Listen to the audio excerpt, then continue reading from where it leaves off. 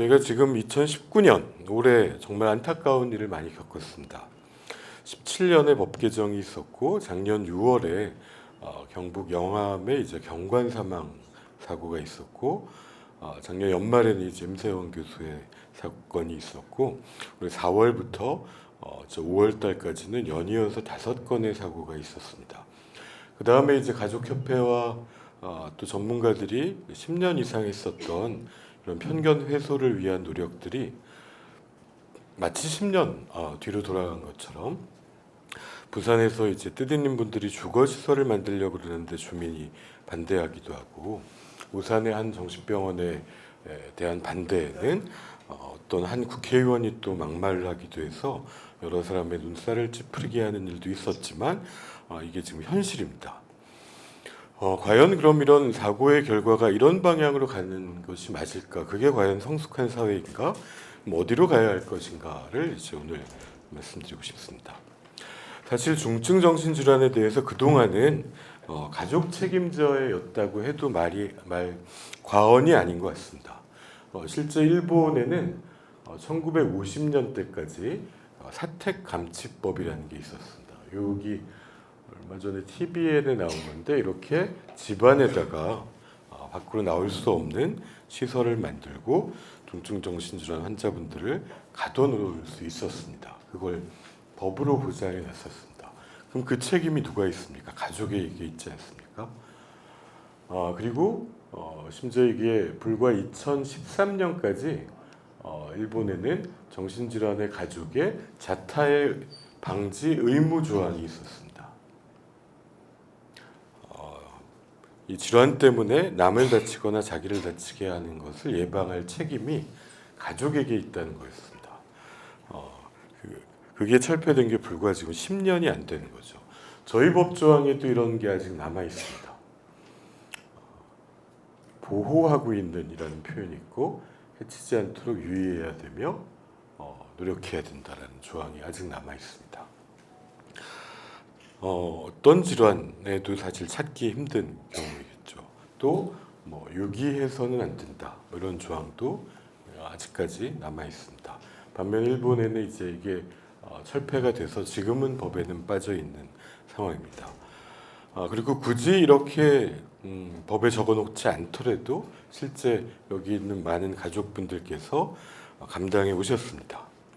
근데 이제 시대가 바뀌었습니다. 산업화되고 핵가족화되고 형제자매는 없거나 한 명, 많으면 2명인 시대가 됐습니다. 실제 중증 정신질환이 저개발 국가에서 농촌에 살 때 더 행복하고 삶의 질이 좋다는 연구를 WHO 세계보건기구가 발표한 바 있습니다. 왜냐하면 그 지역에서 다 알고 저분이 아프구나. 우리 마을의 일원으로 받아들이고 또 힘들 때 돌보고 역할을 나누고 그런데 이런 농촌 공동체로 우리가 다시 돌아갈 수 있는가? 그건 매우 어려울 것입니다. 근데 이 문제는 단지 정신질환자와 관련된 문제만은 아닙니다. 지금 딱 20년 전에 부모를 누가 모실 것인가 하고 물었을 때 우리나라 사람의 90%는 자식이 부모를 부양하는 게 당연하다라고 믿었습니다. 근데 20년이 딱 지난 후에 지금 그렇게 생각하는 사람은 30%밖에 안 됩니다. 반면 50%는 이제는 사회가 이 문제를 해결해야 된다. 그리고 약 20%는 스스로 준비해야 된다라고 생각하는 시대로 바뀌었습니다. 이렇게 바뀌는 것 역시 저희만 겪은 게 아니라 서구에서도 이미 겪었는데 그래서 지난 대선 때 이제 치매 국가 책임제가 현 문재인 대통령의 공약 1호였습니다. 그리고 많은 사람들의 관심을 받았고 글쎄 아직은 갈 길이 멀겠지만 2, 3년 동안에 급격한 변화가 일어나고 있습니다. 이제는 치매뿐만이 아니라 중증 정신질환에도 국가적 책임이 필요하다라는 게 제가 드리고 싶은 말씀입니다. 근데 현재 그러면은 국가는 어느 정도 책임을 지고 있느냐? 이게 이제 작년에 있었던 경북의 사건입니다. 무장한 경찰관분 한 분이 돌아가시고 한 분이 중상을 입었기 때문에 국민의 불안이 컸습니다. 이분은 7년 전에 이미 조현병 중에도 이런 폭력을 행사하는 분은 과거에도 문제를 폭력으로 해결하긴 교양력이 있거나 심지어 병 전에도 그런 적이 있고 또 성장 과정에서 트라우마가 많았다는 게 일반적인 해석인데 7년 전에 이미 한 분을 폭행 치사를 했던 병력이 있었습니다. 사실은 정신건강복지법의 대상이 아니라 이런 경우에는 치료감호나 이제 법무부에서 했어야 되는 일이죠. 그럼에도 불구하고 경제적 어려움이 있어서 어머님은 퇴원을 시킵니다. 주치의는 반대했습니다. 하지만 이 입퇴원의 책임은 그 어머님한테 있었던 거죠.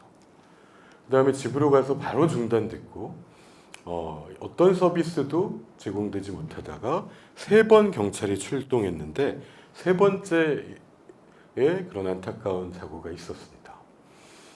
그때에 이제 보호 의무자가 있는데 어머님이 동의하지 않았기 때문에 입원은 불가능했습니다. 물론 응급 입원을 할 수 있죠. 근데 보호 의무자가 있을 때 거의 진행되지 않을 뿐 아니라 실제 지금도 입원할 병원을 찾느라 경찰은 병원을 몇 시간씩 떠도는 상황입니다.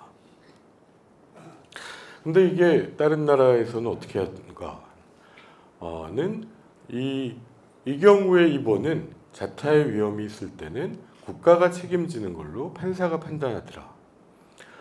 그 다음에 집으로 퇴원했는데 중단이 됐을 때에는 매일 전문가가 집으로 찾아가는 이게 이제 미국에서는 적극적 지역사회 치료인데 저 여기 노스캐롤라이나하고 뉴욕에 있는 팀을 방문했는데 매일 집으로 찾아가는 겁니다. 그리고 약을 복용하지 않는다 그러면은 설득해서 장기 지독형 주사제를 복용하기 때문에 집으로 찾아가는 거 안 위험하냐? 17년 동안 단 한 건의 그런 심각한 사고가 없었다고 합니다. 왜냐하면 치료가 유지율이 100%이기 때문입니다. 그 다음에 이런 일이 생기면은 지역사회 응급개입팀이 같이 가거나 지정병원 팀이 출동을 하고 결국 응급실에서 3일간의 응급 입원을 할 수 있고 그 다음에는 이제 판사가 결정하는 게 이제 미국의 체계입니다. 뒤에 우리가 이탈리아 같은 나라는 정신과 입원 기간이 2주도 안 되는데 우리는 왜 이렇게 4, 5개월이나 하느냐? 전보다 줄어도. 거기에는 시작이 다르다는 걸 고려하지 않을 수가 없습니다. 이탈리아에서 급성기 병원에 입원, 거기도 급성기 병원은 있습니다. 주로 종합병원에 있는데 입원할 때 75%는 센터를 다니다가 옵니다. 센터에서 케어하고 약도 먹고 하다가도 재발했을 때 입원하는 거거든요. 그러니까 2주 안에 치료가 되고 지역사회에서 조기에 발견되니까 회복이 빨라집니다. 그러면 그 나라에서 의사라면 2주 만에 퇴원을 시킬 수 있습니다. 물론 그 2주가 너무 짧다는 불평도 있지만 하지만 한국에서는 입원할 때 치료가 중단된 상태에서 오는 경우가 대부분입니다. 장기화되는 겁니다. 그래서 결국 두 갈래 길이라고 표현되는 조기에 치료가 늦어지고 그래서 계속 재발을 하다 보면은 이후에는 약도 잘 안 듣고 지역사회 회복이 늦어지는 그런 어려움을 초래하게 되는 것입니다. 똑같은 약을 쓰더라도 어떤 환경에서 시작하느냐에 따라서 치료의 결과는 매우 달라질 수밖에 없다. 근데 거기다가 우리가 진주 사건을 통해서 본 거는 이분은 첫 치료가 발병은 2000년에 했습니다. 첫 치료가 길에서 행인을 다치게 하는 걸로 감옥에 가면서 첫 치료를 했습니다. 안인득은. 그 다음에 그래도 치료를 하는 6년 동안은 한 건의 사고도 없었습니다. 그 다음에 1년 반 동안 계속 안 좋다가 치료를 이때 이제 주치의가 다른 병원으로 옮기면서 중단된 다음에 하지만 이걸 아무도 안 챙깁니다. 그러다가 1월 달에 벌써 상당히 안 좋은 걸 형이 인지해서 2주 전에 입원을 시키고자 했는데 응급 입원은 경찰이 갔을 때마다 머리를 숙이니까 안 되고 그 다음에 보호의무자에 의한 입원은 형은 권한이 없고 어머니는 연로하시고 입원해 계셨고 그 다음에 행정 입원은 보호자가 있다고 안 해준다 그러고 아무 체계가 작동하지 않은 상태에서 최악의 사건이 생기고 편견만이 강화되는 악순환이 이분은 또 무슨 잘못이겠습니까? 그래서 저희가 이런 시스템을 만들 때 결국은 이 여러 가지 치료들 여기 뭐 가족치료, 사회기술훈련, 동료 상담가의 지원 이 모든 치료가 근거들이 많이 있다. 어느 나라에서도 이걸 해야 된다고 하는데 이 모든 건 단 한 개도 약물 치료를 빼고 시행된 정신사회적 치료는 없습니다. 이런 연구 자체가 불가능합니다. 저는 자살 쪽이기 때문에 우울증을 더 많이 보지만 우울증은 약물 치료랑 인지 치료를 비교하는 연구도 많이 합니다. 때로는 같이 하는 게 제일 좋지만 조현병의 경우에는 그런 연구는 윤리 문제로 승인이 안 됩니다. 같이 하는 것만 승인될 수 있다는 게 차이입니다.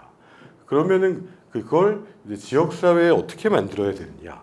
우리나라는 이제 이거는 서울대 의료관리학교 시절 김윤 교수님이 만들어준 건데 지금 안타깝게도 장기 입원 병상에만 오히려 공급이 과잉돼 있고 한 번 입원하면 오래 입원하는 형태이고 급성기 입원이나 응급 입원이나 외래의 다양한 서비스, 찾아가는 서비스, 지역사회 서비스는 굉장히 부족한 게 현실입니다. 근데 다른 나라는 그러느냐? 그렇지 않다는 거죠.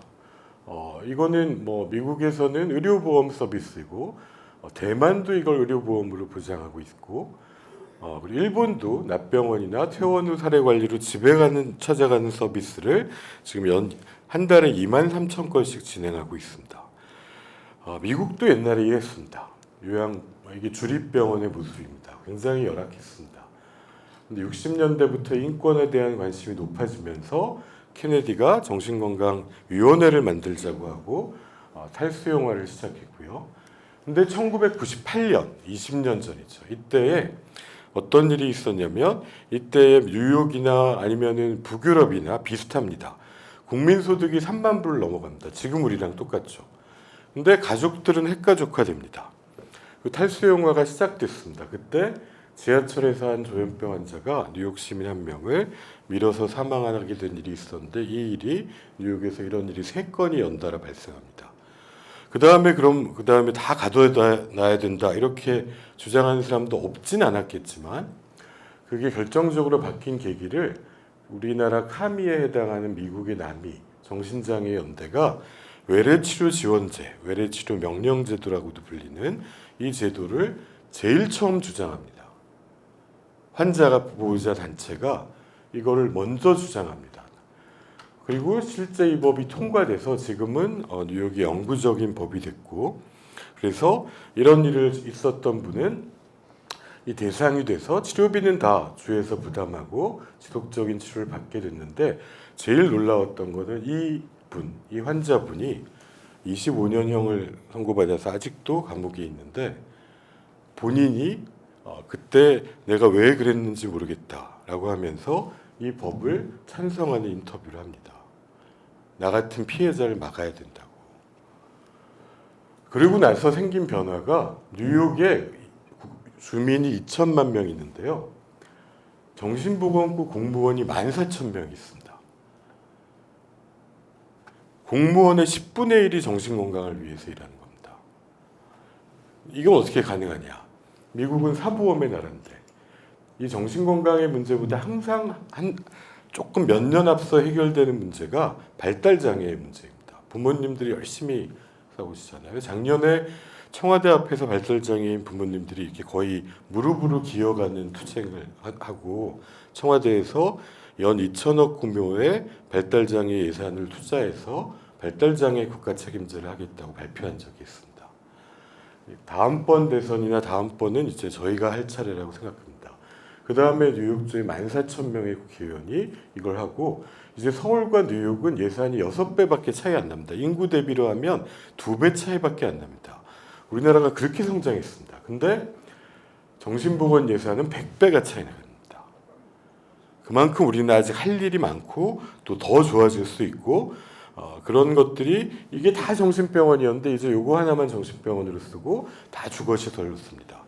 정신병원 안에 있는 한 병원에 이 13개의 이런 팀이 집을 찾아가는 서비스를 해서 약을 갖다 주고 주사를 갖다 주고 하는 체계에서 치료받는 것과 오는 사람만 보는 정신과 병원만 있는 나라하고는 차이가 날 수밖에 없습니다. 부산에서 거주시설을 반대했는데 이 병원 옆에 있는 이 거주시설은 처음에는 약도 다 챙겨줍니다. 간호사가 24시간 있고. 근데 한 단계 높아지면 독방을 주고요. 밥을 자기가 해 먹어야 되고요.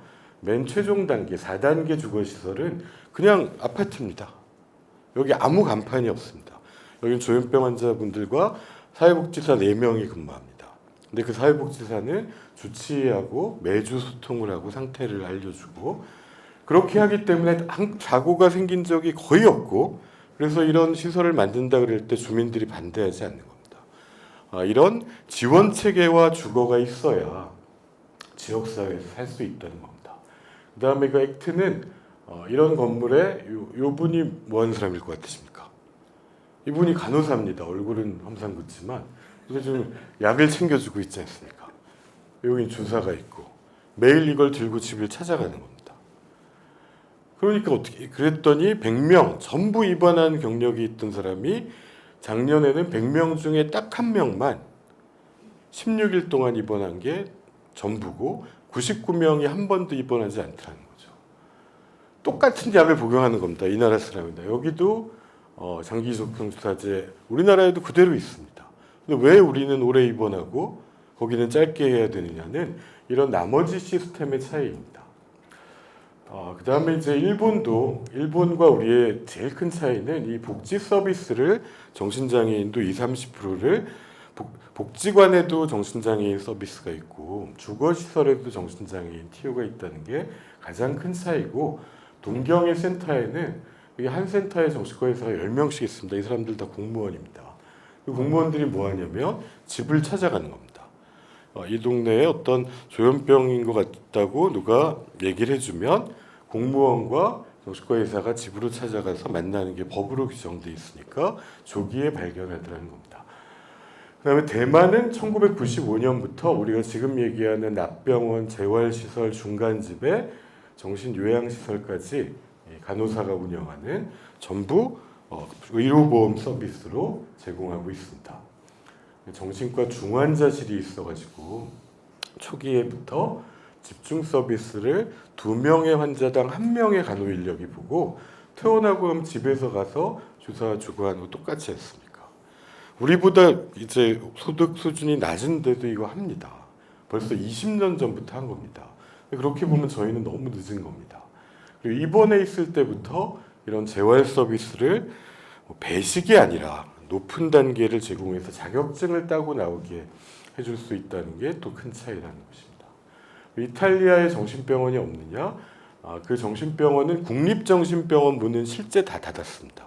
근데 어느 날 아침에 닫은 게 아니라 22년에 걸쳐서 서서히 줄여서 닫고 그것을 정신과에서 2명에서 4명, 30-40명의 간호사, 심리학자, 사회복지사가 있는 센터가 지역사회에서 1,500개 이상이 생기면서 입원을 거의 대체했다라는 것입니다. 그래서 이런 것들은 이제 그 박물관으로 갔습니다. 이 센터가 이런 겁니다. 1층의 센터는 진료실 프로그램실이고요. 2층에는 다 이런 거주시설이 있습니다. 2년까지 입소할 수 있고 24시간 서비스를 제공하는 것입니다. 네, 우리나라에도 지금 이제 광주 얘기를 해주실 텐데 광주에는 벌써 20-30명의 정신과 의사들이 센터 사업에 참여하고 병원과 지역을 연결하는 사회관리자가 있고 젊은 층을 위한 센터가 있고 정신응급실을 당직을 쓰고 병상을 비워놓는 걸 이미 우리도 하고 있습니다. 이런 모델들이 빨리 늘어나야 되고 그래서 회복을 위한 서비스들이 제공될 수 있는 인프라가 마련되어야 될 것 같습니다. 그래야 최악의 경우로 가지 않고 조기에 빨리 진단해서 급성기 치료 후에 지역사회에서 회복할 수 있는 인프라를 이번에는 꼭 몇 년 안에 세계에서 제일 빠른 속도로 만들어 나가야 될 것이고 근데 왜 여태 안 됐느냐? 어떤 문제든 그 문제로 가장 고통받은 사람들이 사회에 나가서 목소리를 내서 국민이 설득돼야 사회가 움직입니다. 그런 의미에서 가족협회의 가장 중요한 역할이 여태 살아오시면서 알아왔던 것, 그 고통을 증언하시고 그게 국민을 설득한다면 저희는 빨리 변할 것이라고 생각합니다.